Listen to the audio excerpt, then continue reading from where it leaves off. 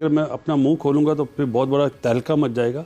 जो इंडियन सरकार है वो कभी भी नहीं मानेगी, क्योंकि उन्हें वोट मिलता है इस बात पे कि हम पाकिस्तान के अगेंस्ट है, इसलिए तो वो जीतते हैं वहाँ पे। मतलब ये सियासी खेल है सारा, सियासी खेल है। जय शाह को अभी प्राइम मिनिस्टर साहब इंडिया के फोन करें कि आप जाओ, सही है, फौरन भाग आ जाएंगे। लेकिन मसला है ना, वो उस वोट से जीतते हैं और वन साइडेड जीतते हैं, तो कैसे हो जाएगा? जो वोट पाकिस्तान मुखालिफ बयानिया पर लिया गया है उससे जीतते हैं। ये तो सबको पता है ना। ये तो वहाँ के जो लोग रहते हैं वो बेचारे चुप हैं, मजबूर हैं, वो बोलते हैं हम नहीं बोल सकते। वाकई मैं अगर होता तो मुझे बोला भी जाता फोटो में आ जाए, तो मैं जय शाह खड़ा हुआ था तो मैं कभी भी नहीं जाता, क्योंकि वो मेरी नजर में वो इस काबिल आदमी है ही नहीं। अरे ये क्या बात कर दी? मेरी नजर में वो ऐसा काबिल ही नहीं है कि उसके साथ खड़े होकर तस्वीर खिंचवाई जा सके। हद हो गई है यार। मतलब जो भी आता है ना, जाता है ना, वो समझता है कि आने वाला जो है ना वो कुछ नहीं जानता और मैं ही सब कुछ जानता हूँ। अजीब, मतलब ना साइंसदान बने रहते हैं सब लोग। हम भी डिज़र्व करते हैं कि इंडिया यहाँ पे आके खेले और हम भी जो है वो पूरी चैम्पियन ट्रॉफी जो है वो होस्ट करें।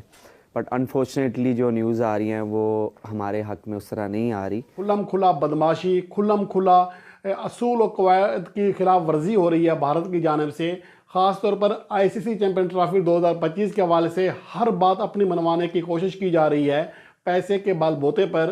तो हर कोई फिर समझ जाएगा कि जब इंटरनेशनल क्रिकेट काउंसिल, जो कि दुनिया की क्रिकेट चलाती है, वो बेबस हो चुकी है, तो फिर एक आम क्रिकेट बोर्ड जिनका पैसा भारत से आता है, जिनके प्लेयर्स आईपीएल में खेलते हैं, तो वो पैसा को देखकर क्यों नहीं बिकेंगे? ICC chairman, it's a powerful position. Of course. आज तक मुझे समझ नहीं आ रही कि ऐसा क्या हमारे बोर्ड के साथ है और ये हमारे पास आके खेलने में है कि इतनी बैल्कनाइजेशन दिखाई जा रही है और इतनी यानी कि विजिबली दिखाया जा रहा है कि हमें थोड़ा साइड पे किया जा रहा है। It's not cricket. क्रिकेट में ऐसा नहीं होता, स्पोर्ट्स में ऐसा नहीं होता। इस वक्त बीसीसीआई के पास पैसा है, वो दुनिया पे राज कर रहा है। ट्रॉफी पर क्या हो रहा है तनवीर? कल आईसीसी की एक फॉर्मल मीटिंग भी हुई थी, जब नए चेयरमैन आ गए, एक फोटो बनवाया उन्होंने। फोटो में मोहसिन नकवी साहब नहीं है, पाकिस्तान क्रिकेट बोर्ड के चीफ। देखिए, या हो सकता है कि कहीं वो मसरूफ हो जिसकी वजह से वो फोटो में नहीं थे, तस्वीर उन्होंने जल्दी से खिंचवा ली।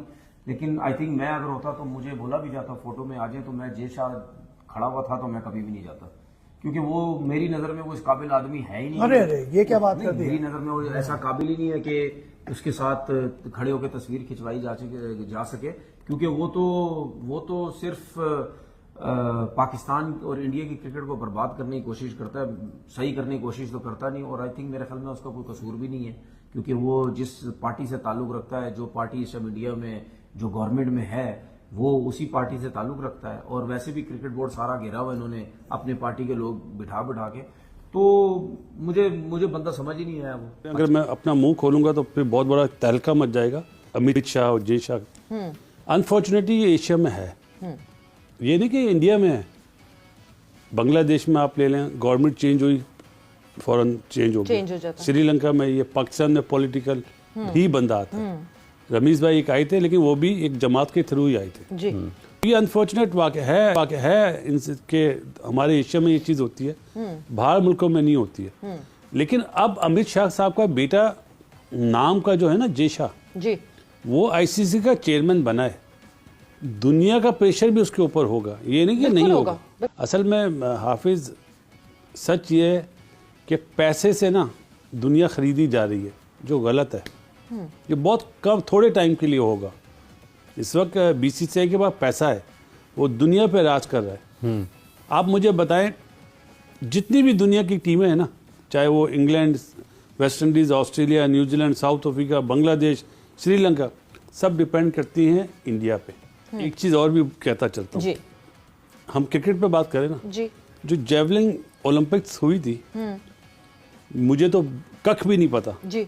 मैं भी उठा हुआ था उस दिन, बिल्कुल, अरशद नदीम को देखने के लिए और नीरज चोपड़ा को। और जब उनकी वालदाओं ने इंटरव्यू दिए ना, तो उन्होंने तो दिल जीत लिए थे। बिल्कुल, अवाम को गुमराह किया जा रहा है, अनफॉर्चुनेटली यहाँ की भी और वहाँ की भी। कौन कर रहा है? पॉलिटिशियन। जो इंडियन सरकार है वो कभी भी नहीं मानेगी, क्योंकि उन्हें वोट मिलता है इस बात पे कि हम पाकिस्तान के अगेंस्ट है, इसलिए तो वो जीतते हैं वहाँ पे। अगर पाकिस्तान से वो सीरीज खेले, कहाँ से जीतेंगे यार? ये वो कड़वा सच है जो लोग नहीं मानेंगे। हमारे अनफॉर्चुनेटली ये चीज़ नहीं है, अच्छी चीज़ है। वी आर वेरी फॉर्चुनेट कि हमें इंडियन ट्रक की बत्ती के पीछे नहीं लगाया जाता, वहाँ पे लगाया जाता है। मतलब ये सियासी खेल है सारा। सियासी खेल है। जय शाह को अभी प्राइम मिनिस्टर साहब इंडिया के फ़ोन करें कि आप जाओ, सही है, फ़ौरन भाग आ जाएंगे। लेकिन मसला है ना, वो उस वोट से जीतते हैं और वन साइडेड जीतते हैं, तो कैसे हो जाएगा? जो वोट पाकिस्तान मुखालिफ बयानिए पर लिया गया है उससे जीतते हैं। ये तो सबको पता है ना। ये तो वहाँ के जो लोग रहते हैं वो बेचारे चुप हैं, मजबूर हैं, वो बोलते हैं हम नहीं बोल सकते। वाकई? जी हाँ। झूठ बोलो, बार बार झूठ बोलो, जो भी बोल सकते हैं सब झूठ बोलो।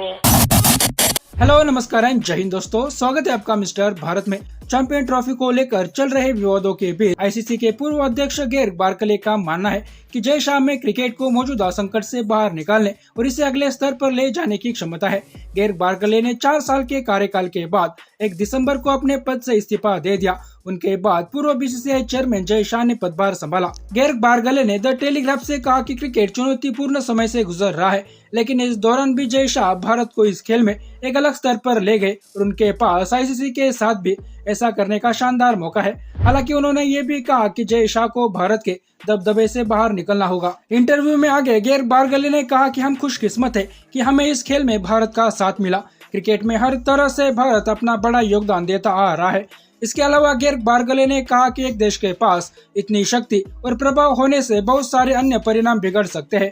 यह स्थिति खेल जगत के विकास में सहायक नहीं है। लेकिन गेर्ग बार्कले मानते हैं कि शाह में भारत को अंतर्राष्ट्रीय स्तर पर और भी आगे ले जाने की क्षमता है। उन्होंने कहा भारत कई चीजें कर सकता है जिसमें खेल को एकजुट करने और आगे बढ़ने में मदद मिल सकती है, जिसमें अपनी टीमों का उपयोग करके छोटे सदस्यों और उभरते देशों को अवसर देना, नए क्षेत्रों और बाजारों को खोलने के लिए अपने प्रभाव का उपयोग करना, सदस्यों को लाभ पहुंचाने के लिए आईसीसी के साथ मिलकर काम करना जैसे काम शामिल है। लेकिन कुछ बातें जो गेर्ग बार्कले ने इंडिया के बारे में कई कि एक देश के पास इतनी सारी पावर होना बाकी क्रिकेट देशों के लिए ठीक नहीं है।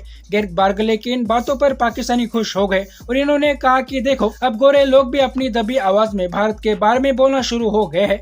लेकिन क्रिकेट में सारा रोमांच भारतीय खिलाड़ी और भारतीय फैंस लाते हैं। अगर क्रिकेट से भारत को हटा दिया जाए तो क्रिकेट का सारा रोमांच ही खत्म हो जाएगा। तो अगर भारत क्रिकेट में इतना सारा योगदान दे रहा है तो भारत का पूरा हक है कि वो अपने हिसाब से ये चीजें अपने पक्ष में करे, जिसके अंत में क्रिकेट का ही भला छुपा होता है। लेकिन जाहिल पाकिस्तानियों को अपने फायदे के अलावा कुछ दिखाई नहीं देता, इन्हें बस अपने फायदे से ही मतलब होता है।